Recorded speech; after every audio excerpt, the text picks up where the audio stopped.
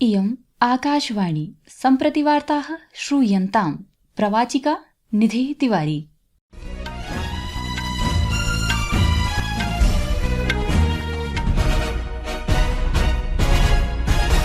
आदौ मुख्याः वार्ताः।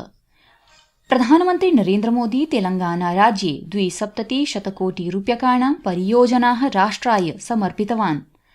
राष्ट्रियान्वेषणाभिकरणेन अद्य 7 राज्याणाम् अनेकेषु स्थलेषु सहसान्वीक्षणं कृतम्। भारतेन इस्राएल हमासयोः संघर्षे निगदितं यत् भारतं राज्यद्वय समाधानाय प्रतिबद्धं वर्तते। अपि च भारतीय टेनिस क्रीडकेन सुमित नागलेन इंडियन वेल्स मास्टर्स इति क्रीडासंघस्य प्रथमे मेलने मध्यप्रविष्टः अमेरिकीय क्रीडकः स्टेफन डोस्टेनिक इत्येषः पराजितः। अथ वार्ताः विशदीकृत्य। प्रधानमन्त्री नरेन्द्र मोदी तेलंगाना राज्यस्य संगारेड्डी नगरे 270 परियोजनाः राष्ट्राय समर्पितवान्। एतासु परियोजनासु रेल, पथ, प्राकृतिक वातीयेन्धन नागरिकोड्डयनानां योजनाः समाविष्टाः सन्ति।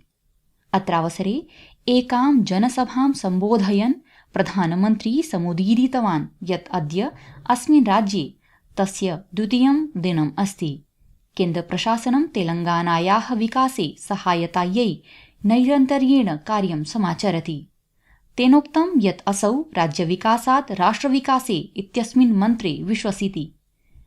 प्रधानमन्त्री अग्रे अद्य प्रारम्भितेभ्यः विकासकार्येभ्यः राज्यस्य नागरिकेभ्यः स्वीयवर्धापनानि अयच्छत्। उक्तवान् च यत् हैदराबादस्थले बेगमपेट विमानपत्तनस्थानके नागरिकविमानन अनुसन्धानकेन्द्रस्य उद्घाटनं विमाननक्षेत्रे तेलंगानाराज्याय पारितोषिकं वर्तते। देशे विमाननवाचाराणां विकासाय एतत् केन्द्रम् अनुसन्धानविकासयोः नवीनान् अवसरान् उद्घाटयिष्यन्ति। विकसितभारते आधुनिकसंरचनागत महत्त्वे बलं प्रददन् प्रधानमन्त्री कथितवान् यत् अस्मिन् वर्षे वित्तसंकल्पनाप्रपत्रे एतस्य कृते 11 लक्षकोटिरूप्यकाणि आवण्टितानि। तेन प्रख्यापितं यत् राजमार्ग 61,100 इत्यस्य कण्डीतः रामसनपल्ली खण्डं यावत् अथ च राजमार्ग 67,100 इत्याख्यस्य निर्यालागुडातः कोदण्डखण्डं यावत् तेलंगाना आन्ध्रप्रदेशयोः मध्ये यातायात सौविध्यानि उत्कृष्टानि भविष्यन्ति। प्रधानमन्त्री नरेन्द्र मोदी इंडियन ऑयल पारादीप इत्यभिनामधेयकस्याः हैदराबाद उत्पादन बृहन्नलिकायाः अपि उद्घाटनं विहितवान्।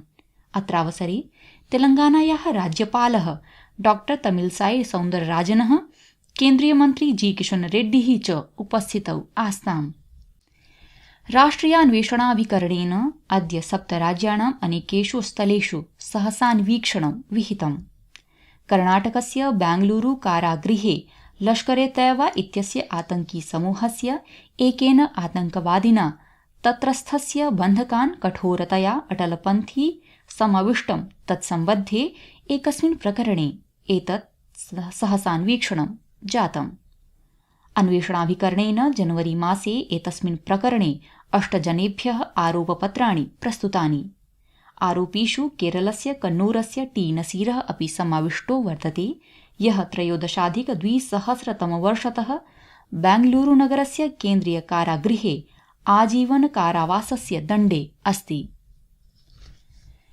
प्रियाः श्रोतारः, संस्कृतवार्तायाः संस्करणमिदम् इदानीम् आकाशवाणीतः प्रसार्यते। सममेव अयं कार्यक्रमः आकाशवाण्याः अन्तर्जालपटले www.newsonair.gov.in इत्यत्र अथ च न्यूस् ऑन एआईआर इति चलदूरभाषीयतन्त्रांशे अपि उपलब्धो भविष्यति।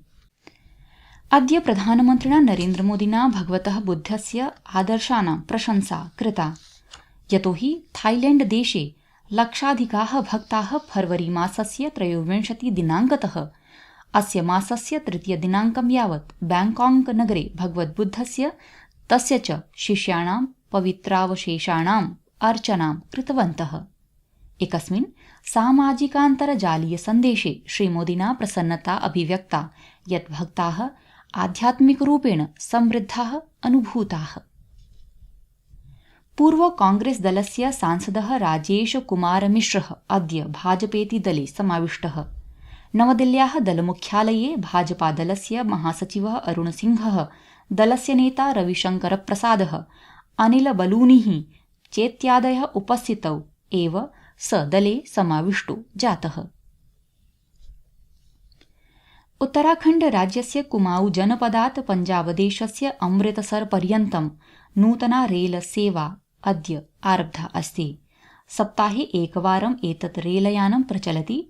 केन्द्रीय रक्षा राज्यमन्त्री अजय भट्टः अद्य नैनीतालमण्डलस्य लालकुआं क्षेत्रतः अमृतसरं प्रति गम्यमानाय अस्मै रेलयानाय हरितपताकां प्रदर्शितवान्। अस्मिन् अवसरे भट्टमहोदयः अवदत् यत् सिक्खसमुदायः दीर्घकालात् लालकुआंतः अमृतसरं प्रति रेलयानस्य आग्रहं कुर्वन् आसीत्। सः अवदत् यत् प्रारम्भिकसमये सप्ताहे एकवारमेव रेलयानं प्रचलति, परञ्च यात्रिकाणां संख्यायां वर्धमानेन सह परिचालनस्य विस्तारणं भविष्यति। भारतेन इस्राएल हमासयोः संघर्षे निगदितं यत् भारतं राज्यद्वयस्य समाधानाय प्रतिबद्धं वर्तते। संयुक्तराष्ट्रे भारतस्य स्थायी प्रतिनिधिः रुचिरा कम्बोजः प्रोक्तवती यत् विगते वर्षे अक्टूबर मासस्य 7 दिनाङ्के इस्राएल देशे जातस्य आतंकवादी आक्रमणस्य कारणात् संघर्षोऽयं समारब्धः। संयुक्तराष्ट्रमहासभायाः उपवेशने अनया कथितं यत् भारतदेशः राज्यद्वयाधारितस्य एतादृशस्य समाधानस्य समर्थनं करोति, यत्र फलस्तीनदेशीयाः जनाः इस्राएल देशस्य सुरक्षावश्यकताः मनसि निध्याय एकस्मिन् देशे स्थातुं शक्नुवन्ति।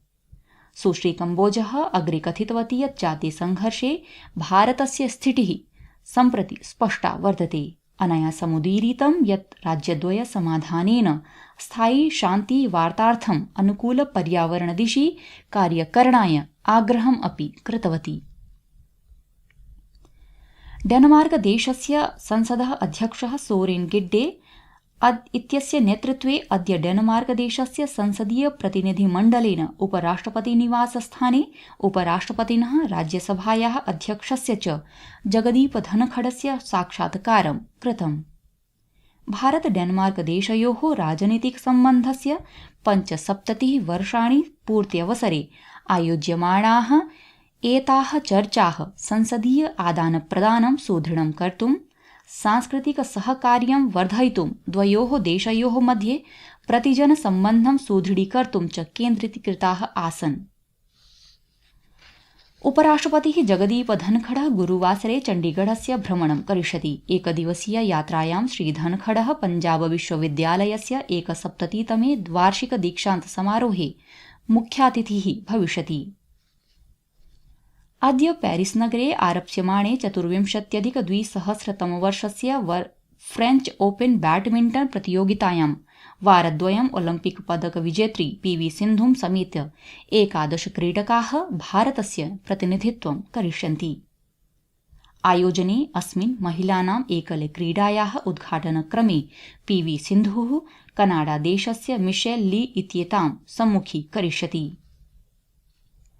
भारतीय टेनिस क्रीडकेन सुमित नागलेन अमेरिकादेशे आयोज्यमाणे इण्डियन वेल्स मास्टर्स इति क्रीडासङ्घस्य प्रथमे मेलने मध्यप्रविष्टः अमेरिकीय क्रीडकः स्टेफेन डोस्टेनिक इत्येषः गतरात्रौ प्रवेशप्रक्रियाचक्रे 6-2 इति अङ्कान्तरालेन पराजितः।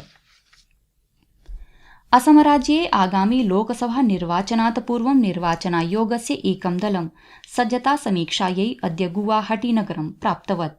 एतद्दलं विभिन्नैः हितधारकैः सह उपवेशनं विधास्यति।